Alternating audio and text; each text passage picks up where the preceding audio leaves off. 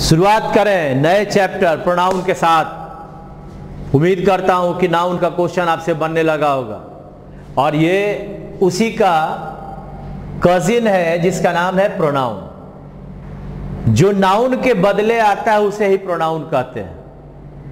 Noun के बदले आने वाले जो भी शब्द है उसे प्रोनाउन कहा जाता है। तो आखिर प्रोनाउन को हम लोग अगर इसका परिभाषा दें तो मैं समझता हूं कि आराम से आप इसको यूज कर सकते हैं कि the word which is used, वह शब्द जो प्रयोग होता है इंस्टीड ऑफ नाउन, जो नाउन के बदले प्रयोग होता है उसे प्रोनाउन कहा जाता है। बार बार एक ही नाउन का प्रयोग हम नहीं कर सकते हैं, बार बार एक ही शब्द का प्रयोग हम लोग नहीं कर सकते हैं। उसी के बदले जिस शब्द का प्रयोग करते हैं उसे हम नाउन कहते हैं, प्रोनाउन कहते हैं। तो यहां देखें, the word which is use instead of noun is called pronoun. यानी इसका अगर हम हिंदी के बात करें तो नाउन के बदले प्रयुक्त होने वाले शब्द को प्रोनाउन कहते हैं। जो नाउन के बदले प्रयोग होता है उसे हम लोग क्या कहते हैं, तो प्रोनाउन कहते हैं। एक उदाहरण है, Ram is going there, Ram will purchase Ram's shirt there. अब देखिए, राम इज गोइंग, पहला बार राम आ गया। राम विल परचेज, दूसरा बार फिर राम आ गया। राम्स शर्ट देयर, अरे यार कितना राम को लाकर यहां बदनाम करोगे। राम राम हो गया ये सेंटेंस, जैसे मुन्नी बदनाम वैसे राम बदनाम हो गए। अब यहां देखें, जो हम बार बार किसी नाम का प्रयोग कर रहे हैं, यहां भी राम आ गया, यहां राम्स आ गया। तो हमें पहले वाले नाम को ज्यों का त्यों छोड़ देना है और सेकेंड वाले नाम को जिस रूप में बदलेंगे ही, यही हमारा प्रोनाउन होगा। यह ही क्या हो गया, यह प्रोनाउन हो गया। उसी तरह से थर्ड में राम्स आया, राम का, यहां भी हमें इसे बदलना होगा और इसे बदलकर हम लोग करेंगे हिज। तो जब हम हिज बोला और ही बोला, ये दोनों क्या कहलाएगा, ये प्रोनाउन कहलाएगा। यानी कहने का अर्थ है कि बार बार एक ही नाम का प्रयोग हम लोगों को किसी वाक्य में नहीं करना है। अगर हम ऐसा करते हैं तो वो शब्द, वो सेंटेंस अच्छा नहीं कहलाएगा। और जिस एक शब्द को ज्यों का त्यों रहने के बाद जिस शब्द को हम लोग बदलते हैं, जिस नाउन को जिस शब्द में बदलते हैं, उसे ही प्रोनाउन कहते हैं। इस तरह से इस पूरे सेंटेंस में दो प्रोनाउन आया, एक ही आया और दूसरा हिज आया। अब देखिए, ये ही एक अलग तरह का हो गया और हिज एक अलग तरह का प्रोनाउन हो गया। अब ये क्या कहलाया, तो हमें सीखना है काइंड्स ऑफ प्रोनाउन। आइए, काइंड्स ऑफ प्रोनाउन। बहुत सारे प्रोनाउन के भाग हैं, जिसमें पहले प्रोनाउन का नाम है पर्सनल प्रोनाउन।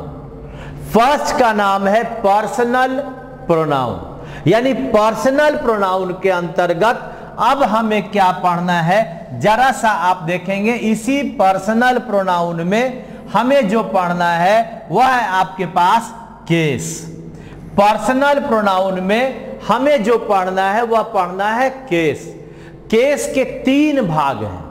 पहला का नाम है सब्जेक्टिव केस, इसको हम लोग नॉमिनेटिव केस भी कहते हैं। सेकंड नंबर का नाम है ऑब्जेक्टिव केस और थर्ड नंबर का नाम है पजेसिव। ये हो गया आपका पहला number, first number, second number और ये हो गया आपका थर्ड नंबर। पहला सब्जेक्टिव या नॉमिनेटिव, सेकंड नंबर ऑब्जेक्टिव और थर्ड नंबर पजेसिव केस, अधिकार वाला। इस अधिकार वाले में दो भाग है, एक भाग का नाम प्रोनाउन और दूसरे का नाम एडजेक्टिव, यानी पजेसिव प्रोनाउन और पजेसिव एडजेक्टिव। तो अब हमें इसके अगर भाग को देखें तो हम लोग पर्सन हमारा 3 होता है। इस 3 में फर्स्ट पर्सन में अगर मैं कहता हूं नॉमिनेटिव तो ये हमारा सिंगुलर आपके पास हो जाएगा और ये हमारा प्लूरल हो जाएगा। यानी सब्जेक्टिव केस में सिंगुलर फर्स्ट पर्सन आई आएगा, आई का प्लूरल वी होगा। अगर हम आई के ऑब्जेक्टिव केस की बात करें तो आई का ऑब्जेक्टिव मी होगा, आई का पजेसिव प्रोनाउन माइन होगा, आई का पजेसिव एडजेक्टिव माई होगा। एडजेक्टिव का मतलब यह अपने बाद एक नाउन को जरूर लेता है, जैसे माई ब्रदर, माई सिस्टर, ऐसा हम लोग यूज करते हैं। तो हो गया फर्स्ट पर्सन का सब्जेक्टिव सिंगुलर आई का ऑब्जेक्ट मी का पजेसिव प्रोनाउन माइन और इसका पजेसिव एडजेक्टिव माई। अगर हम कहते हैं फर्स्ट पर्सन का प्लूरल तो प्लूरल में देखेंगे सब्जेक्टिव में वी होगा, आई का प्लूरल वी का ऑब्जेक्टिव केस अस आएगा, वी का पजेसिव प्रोनाउन आवर आएगा और वी का पजेसिव एडजेक्टिव आवर होगा।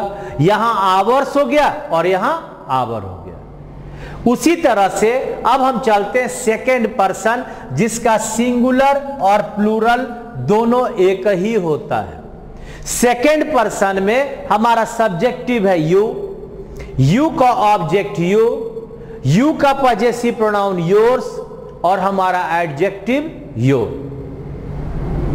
अब चलते हैं थर्ड पर्सन। तो देखिए सिंगुलर में सिंगुलर जो लड़का के लिए होगा वह होगा ही का ऑब्जेक्टिव हिम, ही का पजेसिव प्रोनाउन हिज, ही का पजेसिव एडजेक्टिव हिज। तब है आपका लड़की के लिए सिंगुलर सी का ऑब्जेक्टिव केस हर, सी का पजेसिव प्रोनाउन हर्स, एस लग गया, और सी का पजेसिव एडजेक्टिव हर होगा। उसी तरह से अगर हम सिंगुलर चलते हैं तो अगर लड़का के लिए ही, लड़की के लिए सी, तो अन्य चीज के लिए क्या होगा इट। अब इट का ऑब्जेक्टिव इट ही होगा, इट का पजेसिव प्रोनाउन इट्स होगा और इट का पजेसिव एडजेक्टिव इट्स होगा।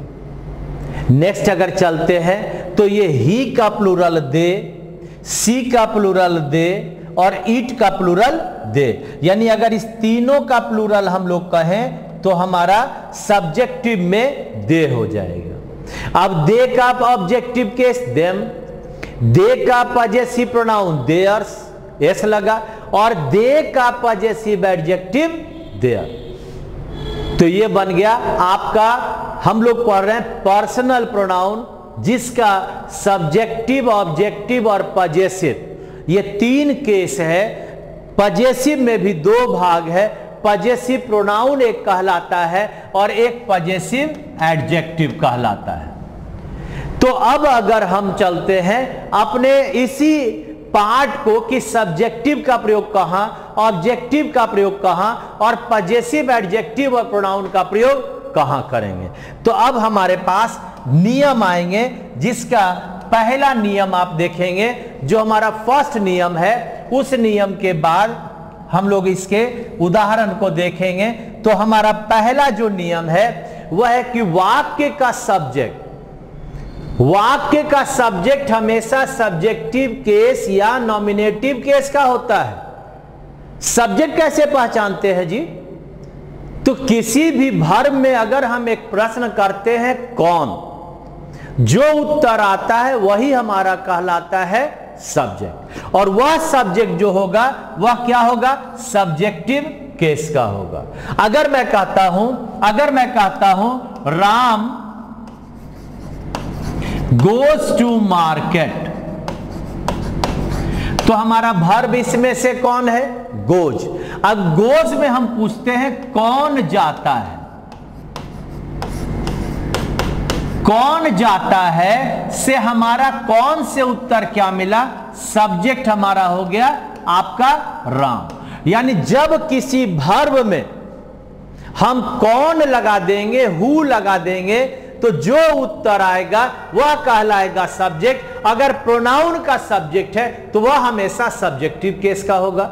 जनरल जो नाउन है उसका सब्जेक्टिव और ऑब्जेक्टिव दोनों एक समान होता है। अगर हम राम कहते हैं तो वह सब्जेक्टिव भी है, अगर राम कहते हैं तो वह ऑब्जेक्टिव भी है। इसलिए वहां हमें नाउन में इस तरह की बातों को कोई ध्यान देने की जरूरत नहीं है। लेकिन अगर प्रोनाउन की बात करेंगे तो जो सब्जेक्ट होगा वह हमेशा सब्जेक्टिव केस का होगा। जैसे अब हम अगर उदाहरण चलते हैं, आप देखेंगे एक क्वेश्चन हमारे सामने लगा हुआ है, कहता मी हैज डन दिस, किसने किया, पूछता कौन किया। अब यहां पर अगर मैं इस क्वेश्चन में हु लगाएंगे तो हमारा आ जाएगा मी, तो मी तो ऑब्जेक्टिव हो गया, यानी यहां पर आपके पास आ जाएगा आई, जो कहलाएगा सब्जेक्टिव। यानी किसी भी वाक्य का सब्जेक्ट जो होगा वह हमेशा सब्जेक्टिव केस का होगा। तो ये आपका आई हो गया मी के बदले। आइए नेक्स्ट उदाहरण आप लोग खुद बनाने का प्रयास करेंगे और देखें कि आपसे बनता है या नहीं बनता है। देखिए कहता है, नेक्स्ट है हिम इज गोइंग देयर। तो आप बताइए कौन जा रहा है, वह जा रहा है। अब वह जा रहा है तो हिम तो ऑब्जेक्ट है, इसका मतलब ये हिम गलत है और इसके बदले होगा ही, जो कहलाएगा आपका सब्जेक्ट। यानी हिम के बदले क्या बन गया, ही बन गया, जो सब्जेक्ट हो गया। उसी तरह से अगर हर गोज देयर कहते हैं तो कौन जा रहा है, तो वह जा रही है, यानी वह का मतलब यहां हर ना होकर यहां पर बन जाएगा क्या भाई, तो सी, जो आपका सब्जेक्ट होगा। हर के बदले क्या बन गया, सी बन गया। तो इस तरह से किसी भी वाक्य का जो सब्जेक्ट होगा वह सब्जेक्टिव केस का होगा। आगे बढ़ते हैं, नेक्स्ट क्वेश्चन में चलते हैं और अब देखते हैं हम लोग यहां पर कि अगला हमारा जो रूल है, रूल नंबर 2, वह क्या कहता है। कॉपी का प्रयोग करेंगे, हर लोग लिखिएगा क्या है रूल आपका। वर्ब के बाद आने वाला पार्ट ऑब्जेक्ट कहलाता है। जो वर्ब के बाद आता है, सब्जेक्ट और वर्ब के बाद जो आता है उसे हम लोग कहते हैं ऑब्जेक्ट। और जो ऑब्जेक्ट होगा वह हमेशा ऑब्जेक्टिव केस का होगा। अगर मैं कहता हूं, सपोज करो मेरे पास यहां पर एक वर्ड है, he gave Ram a pen, तो हमारा देखो सब्जेक्ट कौन हुआ, ही, गेव क्या हुआ, वर्ब। अब इस दोनों के अलावे जो भी पार्ट होगा वह कहलाएगा ऑब्जेक्ट। अब यहां देखें, पहला राम ऑब्जेक्ट 1 हो गया और ए पेन आपका ऑब्जेक्ट नंबर 2 हो गया। यानी इस सेंटेंस में सब्जेक्ट और वर्ब को छोड़कर बाकी जो बचा वह कहलाया ऑब्जेक्ट। तो वह जो ऑब्जेक्ट होगा वह प्रोनाउन में ऑब्जेक्टिव केस का होगा। अब आप देखें ध्यान से, क्या रूल हमारा है कि वर्ब के बाद आने वाला पार्ट ऑब्जेक्ट कहलाता है, जो हमेशा ऑब्जेक्टिव केस में होगा। अब जैसे हमारे पास उदाहरण है,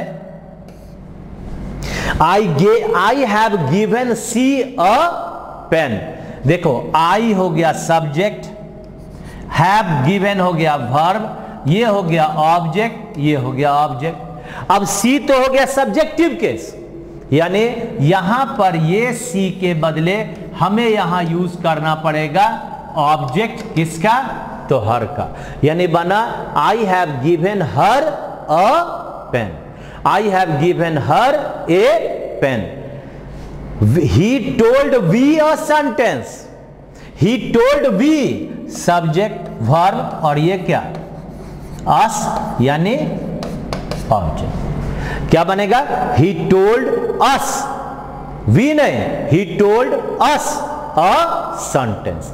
तो इस तरह से हमारा सब्जेक्टिव सब्जेक्ट होगा, ऑब्जेक्टिव ऑब्जेक्ट होगा। आइए अगले रूल की ओर चलते हैं। अब देखते हैं कि क्या कहता है। तो कहता है, तीसरा नंबर रूल है, आप लोग अपने कॉपी का इस्तेमाल करके रूल को जरूर लिखोगे किसी भी preposition in, on, to, with, without कोई भी हो के साथ हमेशा ऑब्जेक्टिव केस का प्रयोग होता है। ऑब्जेक्टिव बोले तो क्या, किसी भी प्रीपोजिशन के साथ ऑब्जेक्टिव केस का प्रयोग होता है।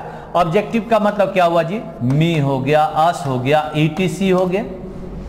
अब है उदाहरण में कहता ही is going with I, preposition कौन सा, विथ, विथ के बाद क्या भाई, आई, गलत हो गया, क्या बनेगा, मी।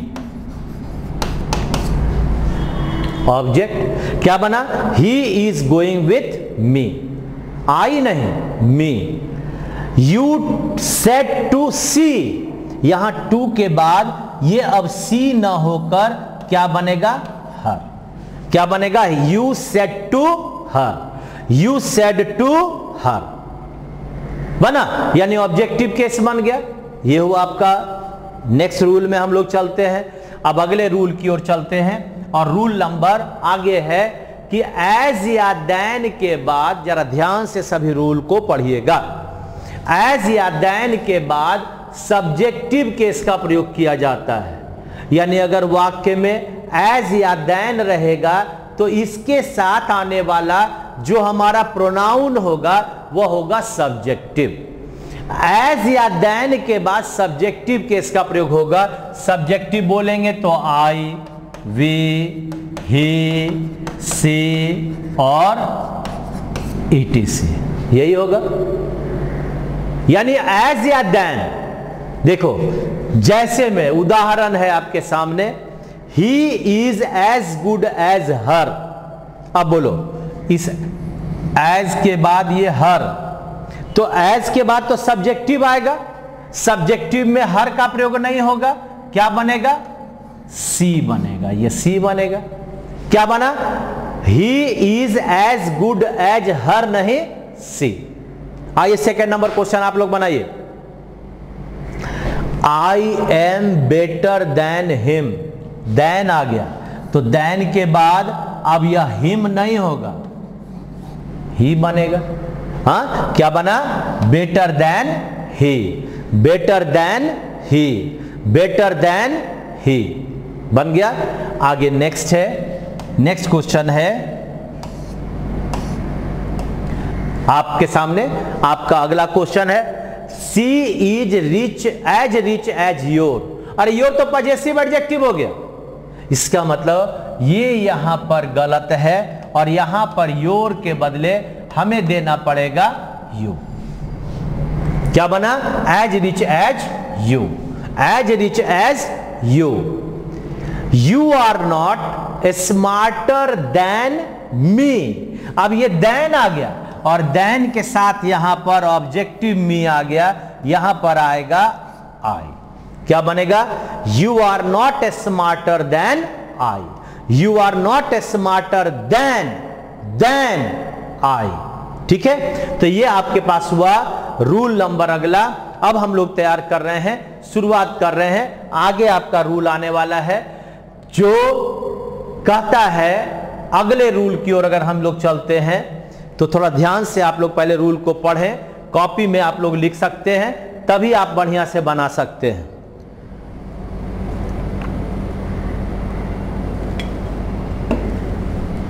वर्ब टू बी, तो वर्ब टू बी का मतलब क्या हुआ, मतलब हुआ इज, एम, आर, वाज और वेयर। ये जो is, am, are, was, were के बाद अगर कोई प्रोनाउन आता है, is, am, are, was, were के बाद अगर कोई प्रोनाउन आता है तो वह प्रोनाउन बनेगा सब्जेक्टिव केस का, वह प्रोनाउन बनेगा सब्जेक्टिव केस का। यानी is, am, are, was, were के बाद हमें अगर कोई प्रोनाउन लाना है, ये प्रोनाउन,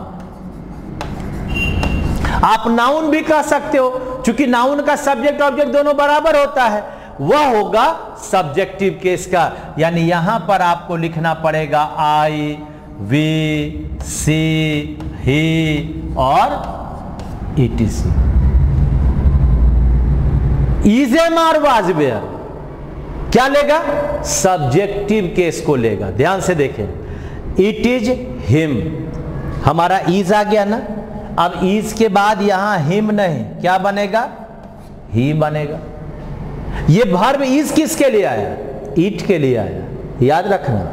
नेक्स्ट है इट इज यू। तो यू तो सब्जेक्ट और ऑब्जेक्ट दोनों में बराबर होता है, यानी यहां पर इट इज यू जब लिखा तो ये बिल्कुल सही है, कोई गलती इसमें नहीं है, क्योंकि सब्जेक्ट ऑब्जेक्ट दोनों बराबर। लेकिन यहां पर क्या है? सब्जेक्टिव। क्या है ये है आपका subjective. It is us who has done this. अगला क्वेश्चन है, ये रिलेटिव प्रोनाउन है, ये ध्यान दीजिएगा। अस के बदले यहां पर हो गया वी, और हु के पहले वी, इसलिए वी का वर्ब क्या होगा? हैव। यानी बना it is we who have done this. आगे पढ़ोगे रिलेटिव प्रोनाउन, जो अपने पहले वाले शब्द के अनुसार अपना वर्ब लेता है। तो हु के पहले आ गया वी, और वी अपने लिए वर्ब किसको लेगा?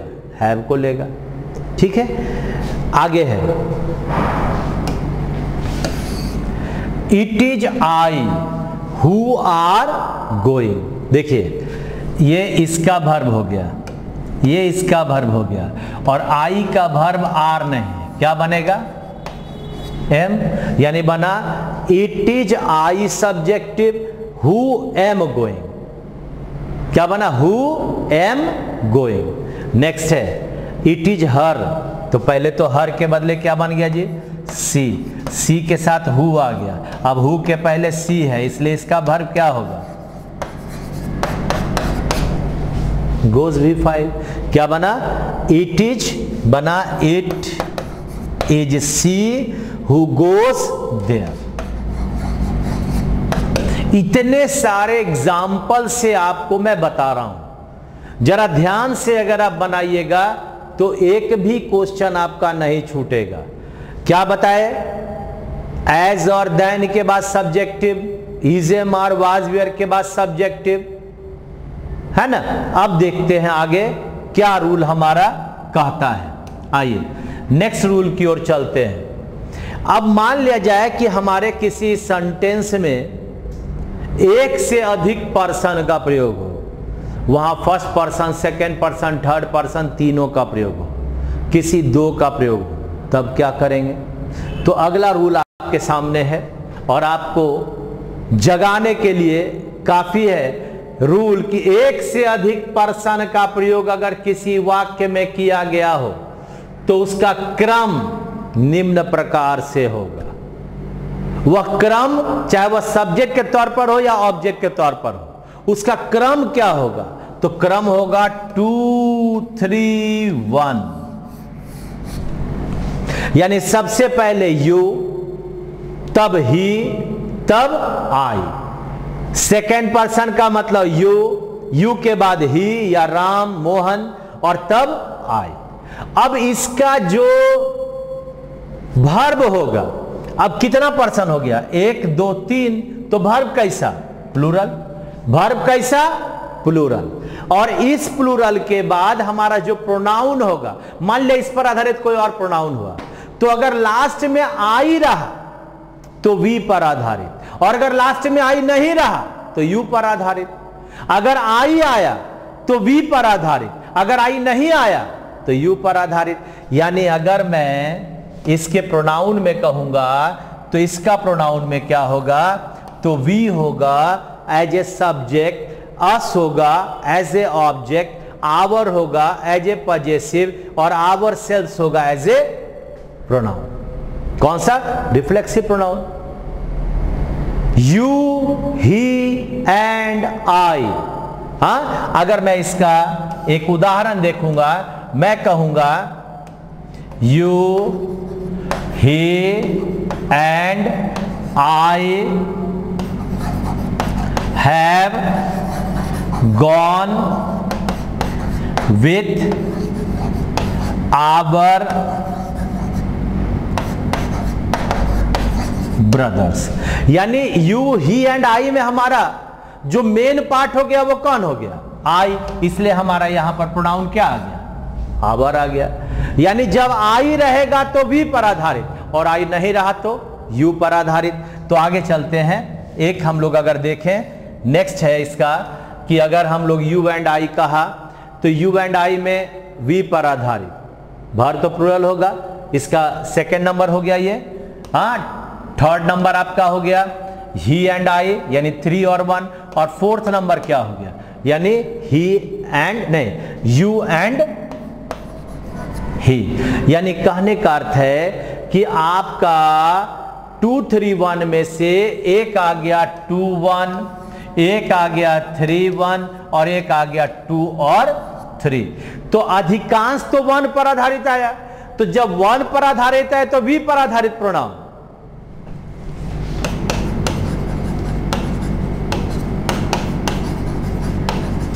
लेकिन अगर आई नहीं आया तो फिर यू पर आधारित प्रोनाउन। हाँ, यू पर आधारित प्रोनाउन। यू का मतलब क्या हुआ, यहां से यू हो गया as a subject, yourself हो गया रिफ्लेक्सिव, योर हो गया आपका पजेसिव, ऐसा आएगा। तो कुछ उदाहरण से हम लोग इसे बनाने का प्रयास करेंगे। आइए, अब है he I and you has done, जरा बढ़िया से क्वेश्चन देखिए, he I and you has done this work with the help of their brothers.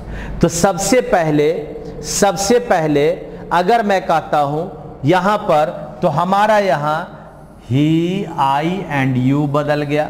क्या बदला, यू ही एंड आई, और ये बदला है इसके बदले है। अब देखो यहां पर तो आई मेन है, आई इसमें आ चुका है, इसलिए अब यहां पर ये देयर नहीं होगा, यहां पर बनेगा आवर। यानी बना you he and I have done this work with the help of our brothers. यानी जब आई रहेगा तो वी पर आधारित प्रोनाउन, दे पर नहीं हो सकता है। यहां बना you he and I have done. ठीक है, अगले क्वेश्चन की ओर चलते हैं और उम्मीद करते हैं कि आप इसे बना लोगे। आइए सेकंड नंबर क्वेश्चन बनाइए।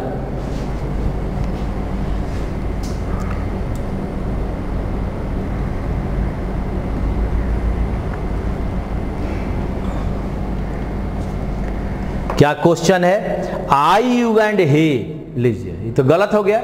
सबसे पहले तो यहां पर आपके पास क्या हो गया, इस क्वेश्चन में ये आपका गलत हो गया और बना यू ही एंड आई, और इंजॉयड के बाद ये देमसेल्व्स नहीं होगा। आई जब आ गया तो वी पर आधारित, यानी ये भी गलत हो गया और इसके जगह पर बन गया आवर सेल्व्स। आर सेल्व्स बना। नेक्स्ट है क्वेश्चन है, नेक्स्ट अगला आप लोग को बनाने के लिए, he and you is ready to do it by himself. गौर से देखो, यहां पर आपका पहले तो ये गड़बड़ है, ये भी गड़बड़ है, यानी इसके जगह पर बना यू एंड ही आर। अब यहां पर रेडी टू डू इट और बाई के बाद देखो ये हिमसेल्फ है, इसके जगह पर होगा योर सेल्फ्स। गौर करना, अगर आई आएगा तो आवर सेल्फ्स रहता, लेकिन अगर आई नहीं है तो यू पर आधारित होगा। चलिए आगे बढ़ते हैं, क्वेश्चन नंबर अगला। अब मैं नहीं बताऊंगा, तुम बताओगे। चलिए देखिए क्या बनता है, I and you decides to do it with your brother. I and you, पहले तो यही गलत हो गया, यानी यहां पर यह गलत बन गया। क्या बना, यू एंड आई, और डिसाइड्स के बदले क्या बना, V1 बना, डिसाइड बना, और यहां पर आपका टू डू इट विथ, अब विथ के बाद ये योर गलत हो गया, आई है इसलिए आवर ब्रदर, ऐसा बनेगा। ठीक है ना, you and I decide to do it with our brother. आइए नेक्स्ट चलते हैं।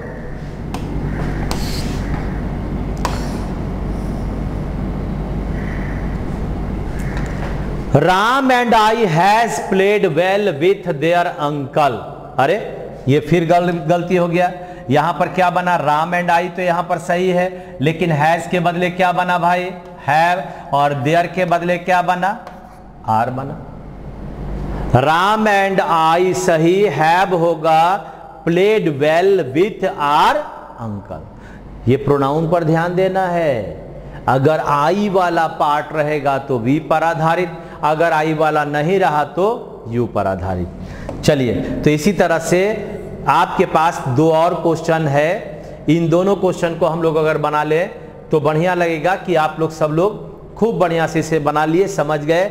क्वेश्चन है Ram, I and you presented yourself in the party. गलत होगा, बनेगा you Ram and I presented. अब योर सेल्फ से बदला, आई है इसलिए बनेगा ourselves in the party. ये गलत हो गया, हाँ ये गलत हो गया। यहां सही हुआ, योर सेल्फ नहीं होगा, आर सेल्फ होगा। आई एंड गीता के बदले क्या बनेगा जी, गीता एंड आई, है ना, want to do it with के साथ यहां क्या है, माई सेल्फ। तो ये तो माई तो हो गया आपका आई पर आधारित, तो आई का प्लूरल देना है, यानी होगा विथ आवर सेल्फ्स। ये आपका सही होगा।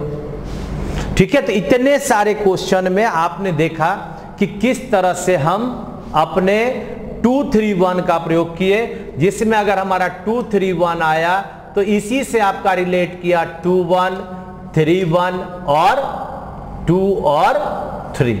ये 3 4 पार्ट है जिसे हमें याद रखना है। जनरल तौर पर आपके क्वेश्चन में वर्ब आता है, लेकिन हम चाहते हैं कि आप वर्ब से थोड़ा ऊपर उठकर उसके अन्य प्रोनाउन को भी आप लोग जानें, ताकि आपका हर क्वेश्चन बनना शुरू हो जाए।